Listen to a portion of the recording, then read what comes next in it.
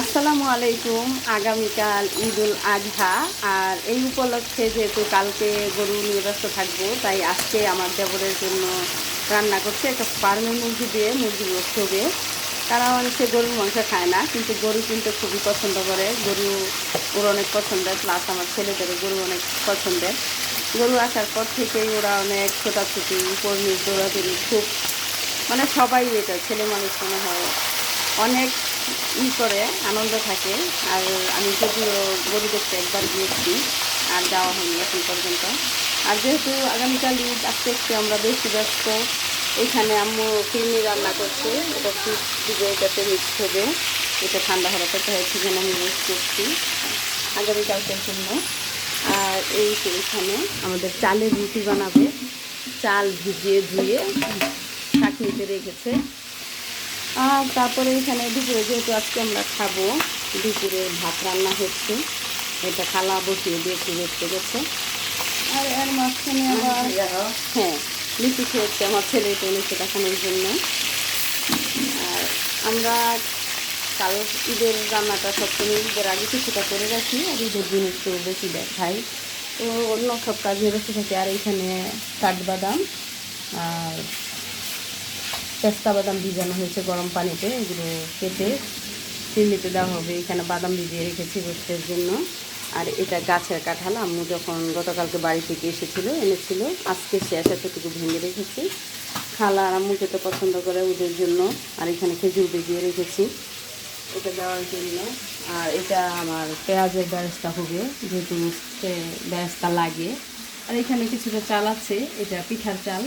তো সর্বশেষ যেহেতু আমি রুটি রান্না করবো, যেহেতু আমার রান্নার দায়িত্ব, তো মাংসটা নাড়াচাড়ার ক্ষেত্রে আমি এখন আবার এইখানে নিতে করেছি। আর আমি এটা রোস্টের জন্য খুব বেশি ভাজবো না বা শক্ত করবো না, একটু হয়ে গেলেই নামিয়ে দিব। হ্যাঁ, বাচ্চা কমাই দিয়েছি খেলা। আর ঈদ আসলে মনে হয় এই যে বিশেষ করে ছেলে মেয়ে উভয়ই ব্যস্ততা বেশি থাকে। আমার প্রিয়জন যারা আছে, আমার পরিচিত ভাই বোনেরা, আমি আজকে সকালে একটু বড় আপুর সাথে আবার কথাও বলে ফেলেছি, কারণ কালকে সবাই ব্যস্ত থাকবে, কেউ কারোর সাথে কথা হবে না। এখনও আমার আরেকটা আপু আছে বাকি, ওনার সাথে কথা বলিনি। তো ইনশাল্লাহ দুপুরের পরে ফ্রি হয়ে ওনার সাথে হয়তো আজকে কথা বলে ফেলবো, কারণ কালকে তো অবশ্যই অবশ্যই সবাই অনেক ব্যস্ত থাকবে। যদি আমার ব্যস্ততা হবে সকাল 10টার পর থেকে, কারণ আমাদের মহিলাদের কাজটা তো মাংস আসার পর থেকে শুরু হয়। আব্বু একটু ঠান্ডা ওঠে নাকি দিতে পারবা? সব সব আমি নিই। ঠিক আছে মামি। ওকে মা। ওকে, আমি এখন মাংসটা নামিয়ে নিব, কারণ আমার মাংসটা তো হয়ে গেছে। যেহেতু বলেছি রোস্টের মাংস আমি বেশি শক্ত করবো না, আর নরম বাজার মাংস দিয়ে রোস্ট করলে রান্নার পরে